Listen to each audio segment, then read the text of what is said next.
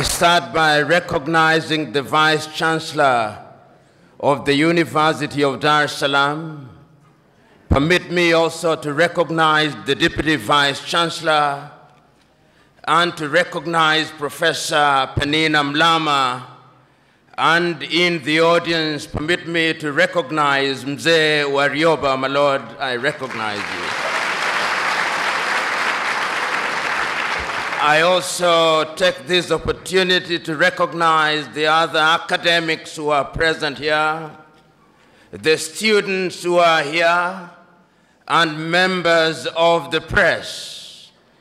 I'm so very happy to be invited once again to be present with you to celebrate and commemorate the life and times of Mwalimu Julius Kambarage Nyerere. I first came to Tanzania as a student on the 9th day of December 1984 when I was a student leader at the University of Nairobi, and the then president of Kenya invited me among other students to accompany him, and that is when I met Mwalimu Nyerere. I then, 10 years later, in 1994, visited at the invitation of Professor Harub Othman on the occasion of 40 years of celebration of leadership in Africa, and that is when I formally was introduced to Mwalimu Julius Kambarage Nyerere and his foundation. It therefore gladdens my heart that I'm in the country of a man whom I admire and in a hall named after, and in a hall that is named after another great African, the Osagyefo, Dr. Kwame Nkrumah. The subject that has preoccupied us in the last few days is one that is as topical as it is relevant: the rise or fall of Africa on account of the African politician. And in order to do justice to that subject and to remain faithful to my chosen subject, which is a call for hygiene in African politics, there is a sense in which one must take a historical journey, if only to appreciate the factors that animated Africans to seek to regain their independence from the colonial masters. Historians will remind us that we were first enslaved, that Africans were taken, and this we seldom say. The first civilization to take Africans out of this continent were the Arabs. And they took Africans from the eastern coast. And it's sad that in that part of the world, there are not many Africans who remained, because it was in the business of the Arab enslaver to castrate Africans. We never say that, but we must say it because it is historically significant. Then the Europeans came, the Portuguese came, the Spaniards came, the Germans came, the French came, the Belgians came. Africa became the hunting ground for the European colonizers, and we were the spot. We built, our ancestors built the United States of America. Our ancestors built Europe. And when slavery had lost its shine and sheen, the Europeans abolished it. But they replaced it with yet another pernicious enterprise: the colonization of Africa. The Europeans sat in Berlin, in Germany, in 1884, and they looked at the map of Africa and parceled it out. The British had their share. The Germans had their share, and Tanzania or Tanganyika was their share, as was Rwanda and Burundi.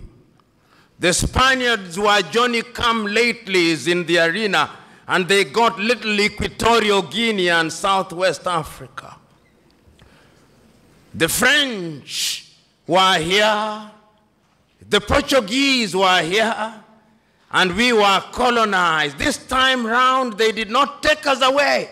They came here, and they controlled us, and they told us, not in so many words, that we were children of a lesser God. And we were treated as if we were children of a lesser God. In fact, they told us that on the day of creation, we were merely hewers of wood and drawers of water. And if anybody were to doubt it in 1948, it was more blatant when Hendrik Verwoerd instituted the apartheid regime in South Africa. But yet there is a sense in which the God that we worship never sleeps. The colonial enterprise ran its course, and the European tribes, the Europeans never called themselves tribes, they called them nations, were engaged in a war. First in 1918, the European tribes fought, and they had something called the League of Nations, which died.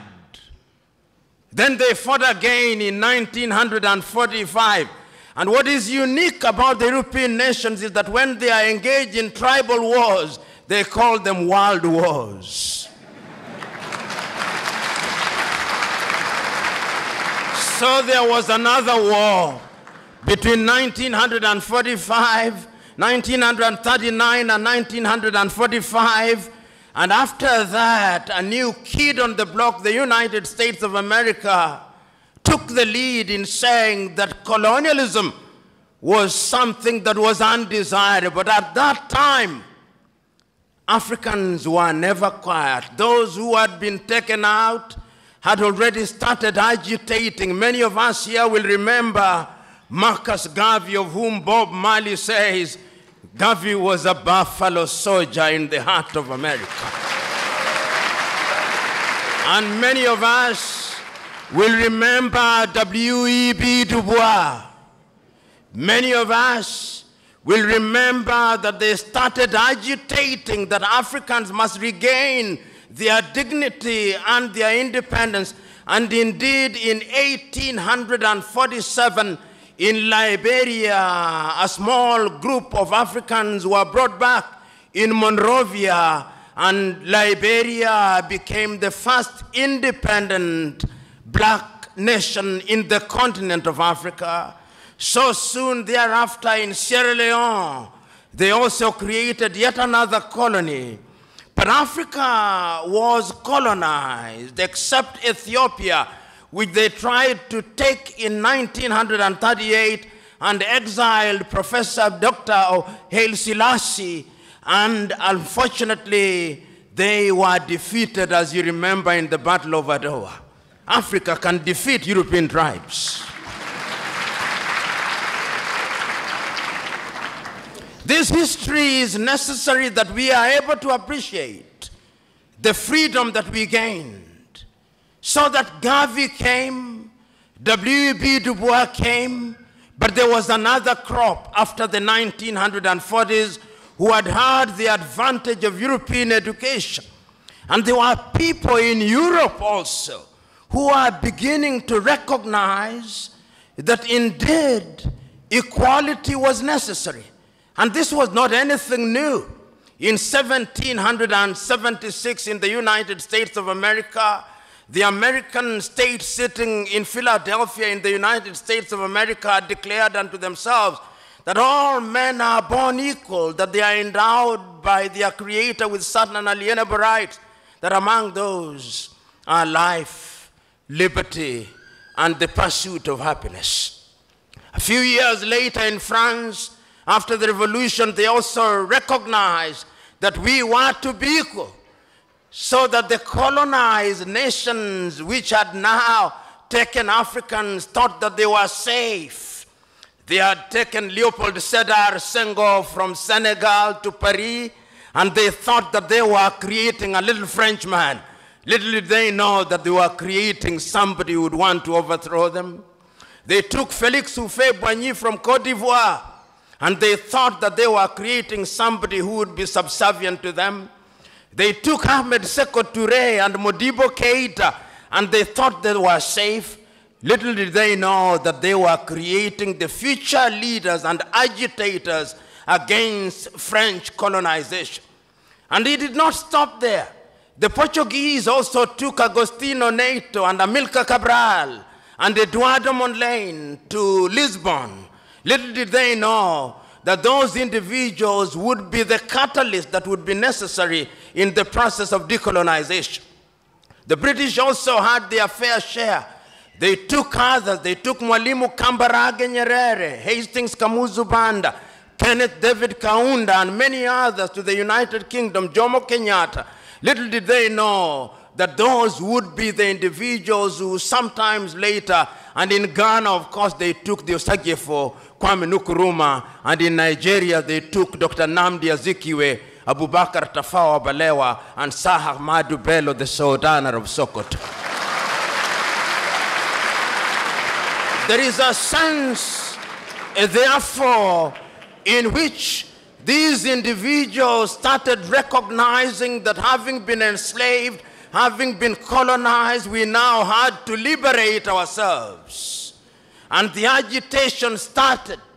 And Kwame Nkrumah and his Ghana acquired independence in 1957. And I still can hear Kwame Nkrumah through the vicissitudes of time saying in Accra, Ghana, that Ghana is free and will never be colonized again. But the freedom of Ghana means nothing if the rest of Africa is not free. I can hear Mwalimu Julius Kambarage Nyerere saying that he's prepared to delay the independence of Tanganyika so that Tanganyika, Kenya, Uganda would become independent at one time. Mwalimu could see the future with the exactitude of a Jewish prophet. Jomo Kenyatta and Obote could not.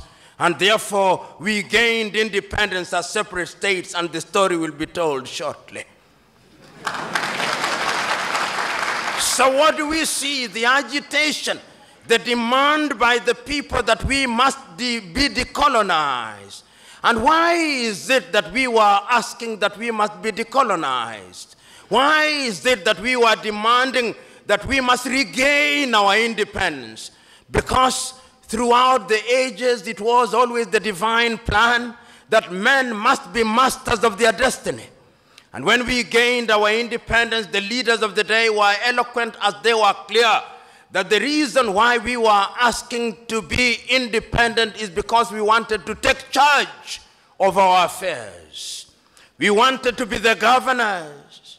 We wanted to have our young men and women acquire education. We wanted to control the production of our food through agriculture. We wanted to build our infrastructure. We wanted to improve the quality of the lives of our people by improving their health.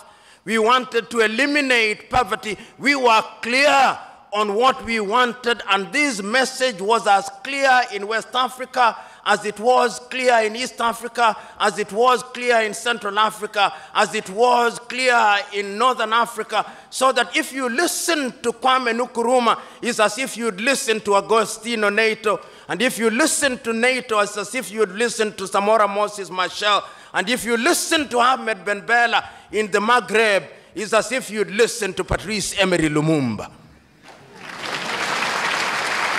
There is a sense in which there was unanimity that this was the only way, and we attained independence.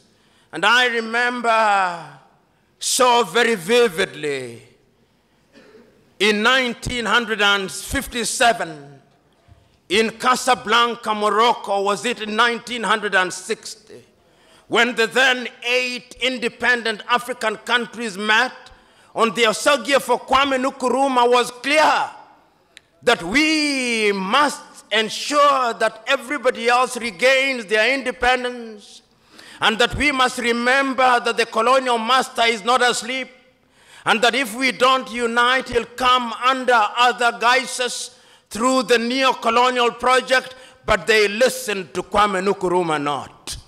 And even before they assembled in 1963, in the month of May in Addis Ababa, Ethiopia, no sooner had countries started attaining independence than the neo-colonial project started taking root. And in 1960, the first coup d'etat and assassination took place in Togo when Sylvanus Olympio was eliminated. 1 year later, Patrice Emery Lumumba was eliminated. So that in 1963, in the month of May, when 32 heads of states and government assembled in Addis Ababa, Ethiopia, there were several speeches, but 3 speeches stand out. Kwame Nkrumah's speech, Mwalimu Kambarage Nyerere's speech, and Emperor Haile Selassie's speech. Haile Selassie was the host. And his in own inimitable style, he reminded the congregation who are present in Africa Hall in Addis Ababa, Ethiopia, that that was a momentous occasion, and that the long-term health of Africa not only required but demanded that Africa must pull in the same direction, Haile Selassie said. And Mwalimu took the baton from Haile Selassie and repeated the same words, celebrating the fact that we were independent and we had the opportunity of determining in our affairs. But the greatest of the speeches was that of the Osagie for Kwame Nkrumah. Kwame Nkrumah had a sense of urgency which everybody else did not have. He said, not in so many words, but in effect, that if we want to immunize ourselves from the diabolical machinations of the erstwhile colonial master, now turned neo-colonizer, we have to move here as one Africa, with the United States of Africa, with one army, with one currency, with one central bank, and with one nation. But they listened to him not. They had started getting used to the trappings of power. So what they came out with on that day in the month of May 1963 was a weak organization of African unity, the OAU, which many commentators were quick to describe in many ways and many times as the toothless bulldog. It was never a dog. It did not have teeth, but the effect of it is that it did not do very much. Some say it was a talking shop. Mzee Warioba, who was then active in political life and in other sectors, will attest to that. Yet later, we were to create another body, the African Union, and we'll have something to say about that. So we come out of Addis Ababa, Ethiopia in 1963, clear as to what we want to do. The African politician begins to emerge. We have them in different parts, but they begin to show characters that are totally inimical to our expectations.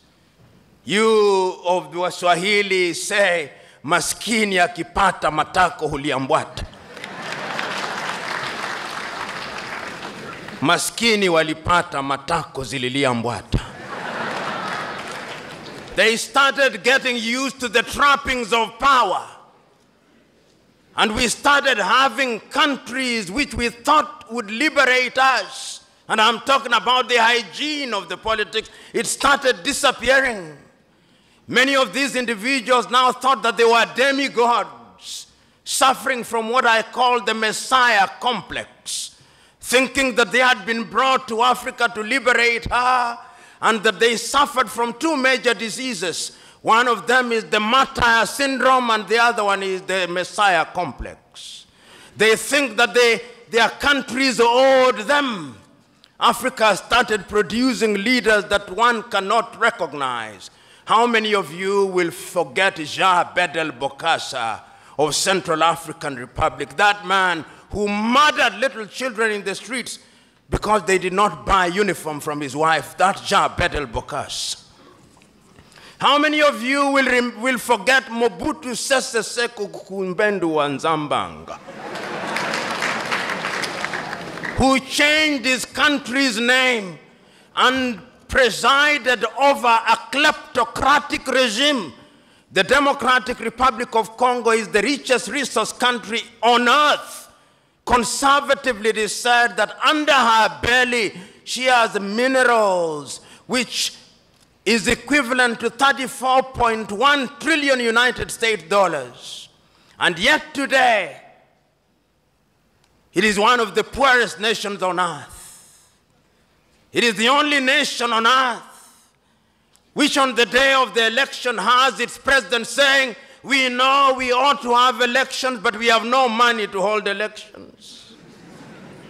When you see a country which has as its official name the Democratic Republic of Congo, know that there is no democracy. In fact, I dare say that any country, two countries that I know insisting on having as a part of their official name the Democratic Republic of something are never democratic. The other one is Korea, the People's Democratic Republic of Korea.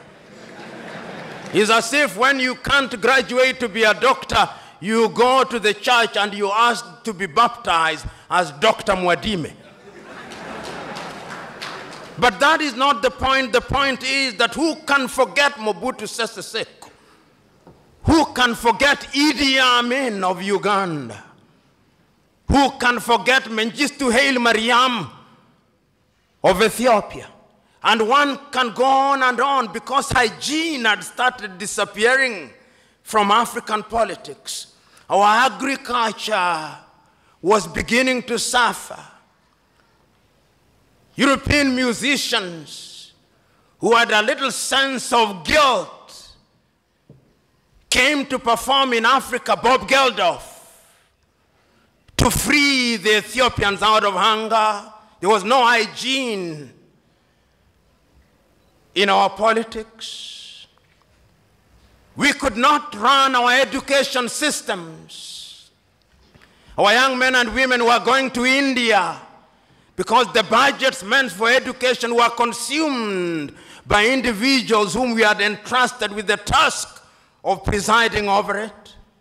Our health sectors were beginning to collapse. And as I've said before, the political leadership did not have any faith in those institutions.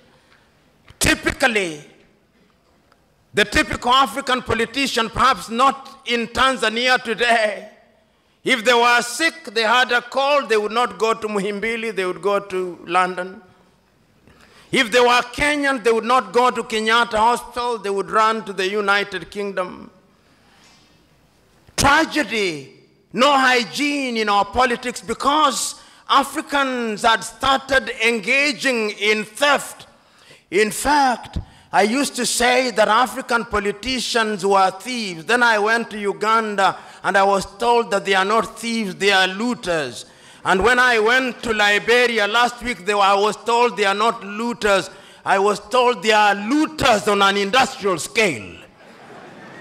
That is the logical metamorphosis of the African politician, whose appetite for public wealth is completely insatiable. Hygiene was disappearing from African politics. And we could see the effect of the disappearance of hygiene in African politics. But there was always the erstwhile colonial master to assist. Coup d'etats started visiting Africa. Modibo Keita in Mali was consumed. Nnamdi Azikiwe in Nigeria was consumed. The Osagie for Kwame Nkrumah was consumed. Apollo Milton Obote was consumed. Amilcar Cabral in Guinea-Bissau was consumed. Patrice Emery Lumumba was consumed.